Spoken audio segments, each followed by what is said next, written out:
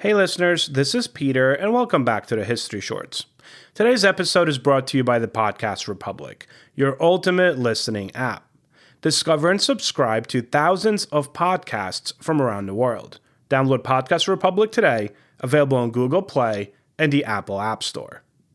Today on History Shorts. In the early hours of October 12, 1984, while most of Britain slept, a bomb exploded inside a seaside hotel packed with the country's political leadership. It tore through walls, collapsed floors, and came within minutes, and feet I should say, of killing the Prime Minister of the United Kingdom. The target was not symbolic, it was personal, and the message was unmistakable. No one was beyond reach. Today we talk about the Brighton hotel bombing, the assassination attempt on Margaret Thatcher, and why it became one of the most chilling moments in modern British political history. And on today's History Brief, we turn to World War II video games and a topic that has always fascinated me, namely, how are they viewed and accepted in Germany?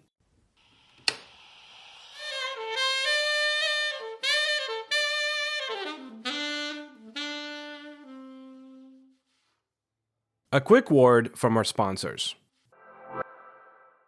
This day in history. On January 20th, 1945, Franklin D. Roosevelt was inaugurated for an unprecedented fourth term as President of the United States, even as World War II entered its final and most uncertain phase. On January 20th, 1961, John F. Kennedy was sworn in as the youngest elected president in American history, delivering his famous call to ask not what your country can do for you, but what you can do for your country. Story of the day. By the mid-1980s, Britain was deeply divided. Economic restructuring, mines strikes, unemployment, and social unrest had made Margaret Thatcher one of the most polarizing figures the country had ever known.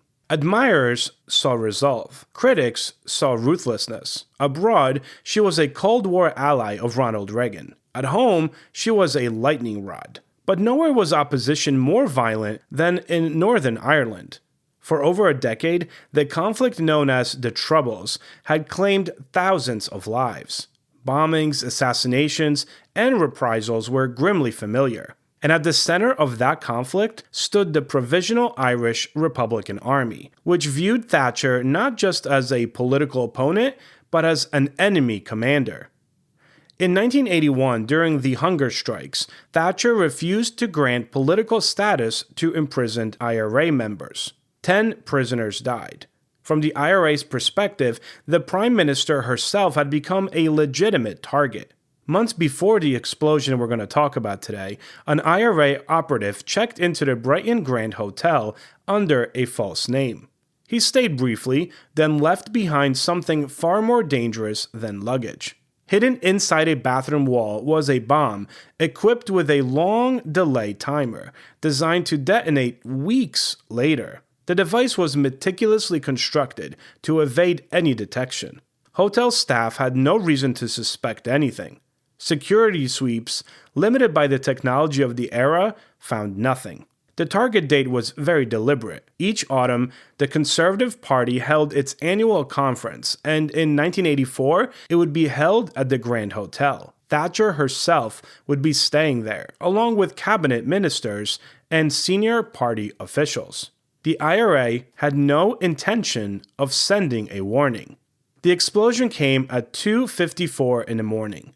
The blast ripped through the hotel, collapsing 5 floors of the building. Smoke, dust, and debris filled the air. Entire rooms were destroyed. Walls disappeared. Ceilings fell. Screams echoed down the seafront.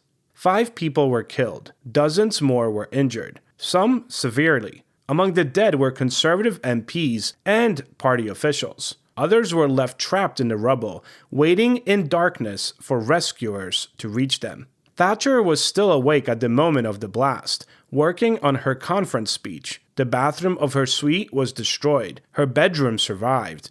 She emerged shaken but physically unharmed. Her husband, Dennis Thatcher, was also safe. The difference between survival and death had been measured in feet.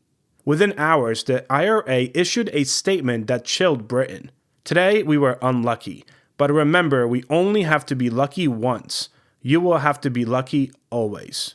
It was not just a claim of responsibility, it was a threat, a reminder that even the most powerful leader in Britain could be reached, in her sleep, in what should have been one of the safest environments imaginable. The message resonated far beyond Brighton. This was not a bombing of infrastructure, it was an attempt to decapitate a government. For the IRA, it was escalation. For Britain, it was a shock. Just hours later, with smoke still rising from the ruins, Margaret Thatcher insisted the Conservative Party conference would continue. That morning, she walked into the conference hall and delivered her speech as planned. Her voice was steady, her tone defiant. She framed the attack not as a personal assault, but as an attack on democracy itself. Britain, she said, would not be intimidated. Terrorism would not dictate the nation's future. To supporters, the moment cemented her reputation as the Iron Lady. To critics, it symbolized inflexibility. To the IRA, it proved the attempt had failed, but also how close they had come. The bomber was Patrick McGee, an IRA member who had planted the device months earlier, as I mentioned. He was arrested in 1985 after forensic evidence linked him to the attack. In 1986, he was convicted on multiple counts of murder and sentenced to 8 life terms.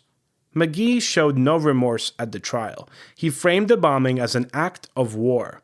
Yet history would complicate the story.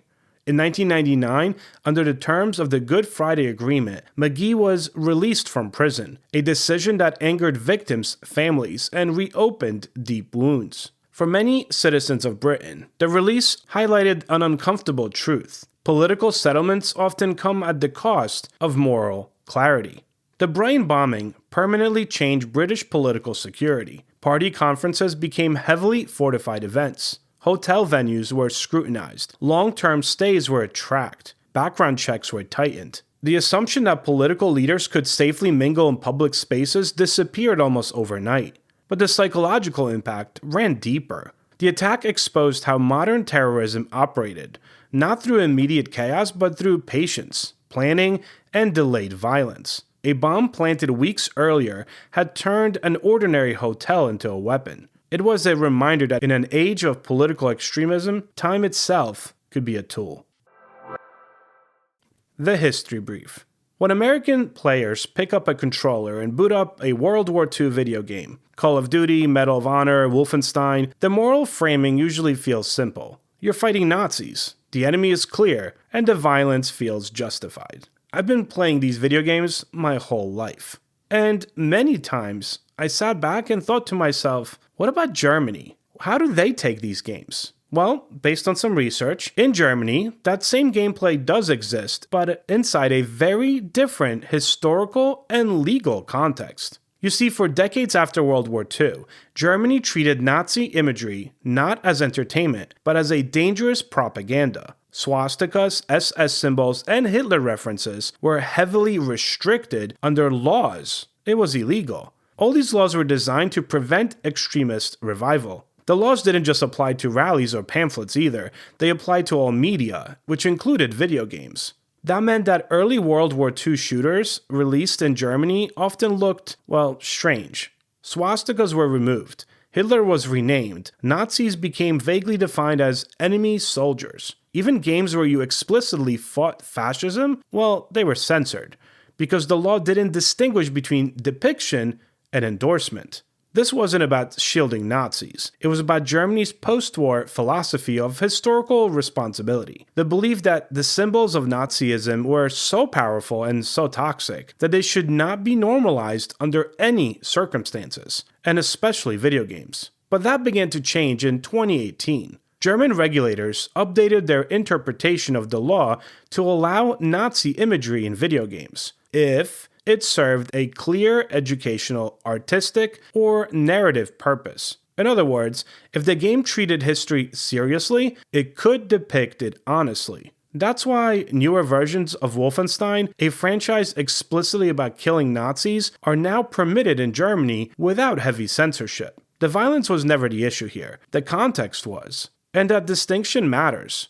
In Germany, World War II games are often viewed less as power fantasies and more as historical simulations. Sometimes useful and sometimes uncomfortable, but never casual. Schools and museums even acknowledge that games can spark historical interest, though they remain weary of oversimplification. There's also an important cultural difference. In the US, killing Nazis in games, well, it reinforces a national myth of moral clarity. In Germany, this could trigger reflection, because those Nazis are not distant villains, they are part of national history. That's why German critics often ask different questions than American ones. Not, is this fun? But, is it responsible? Not, who's the bad guy? But, what are we teaching players about how this happened? So when you storm Normandy in Call of Duty, or sneak behind enemy lines in Medal of Honor, remember this. That same act can mean different things in different countries. In the US, it's triumph. In Germany, it's memory, handled carefully, deliberately, and with the weight of history never far from the screen. Thank you again so much for tuning in and helping make this little show such a mighty success. If you're interested in getting this feed without any ads, as well as other bonus episodes, please consider supporting this show on our Patreon page, which you can find on our website at www.historyshortspodcast.com, or just look for History Shorts Podcast directly on Patreon. You could also buy me a coffee at buymeacoffee.com, the link which also can be found on our website. If you feel the need to contact me or have any suggestions, which I welcome all the time, you can do so at peter@historyshortspodcast.com. Have a great rest of your day, and I will talk to you all again tomorrow.